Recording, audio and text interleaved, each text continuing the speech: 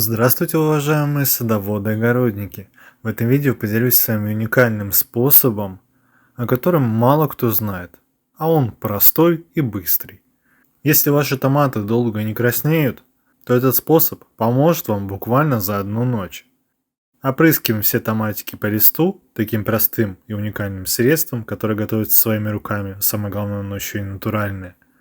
И на следующий день томатики начинают понемногу краснеть. За 2-3 дня томаты будут уже зрелые. Без каких-либо ускорителей, без какой-либо химии. Простое, копеечное, натуральное средство, которое каждый из вас может приготовить своими руками. Всего нужна 1 ложка, которую мы растворим в 10 литров воды.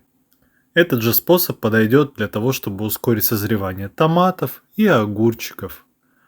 Поэтому, если вы еще об этом не знали, то самое время узнать, как легко и просто это сделать на нашем YouTube-канале Сад Огород Про.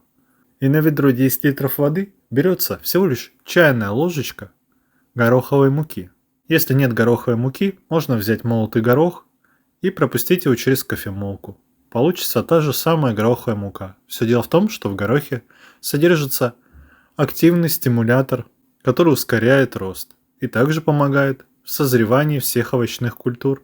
Тщательно размешиваем наш раствор и опрыскиваем огурчики, томаты, перец, все, что мы хотим ускорить созревание, по листу. Спасибо всем вам за внимание, за ваши лайки, комментарии. До скорых встреч. Увидимся.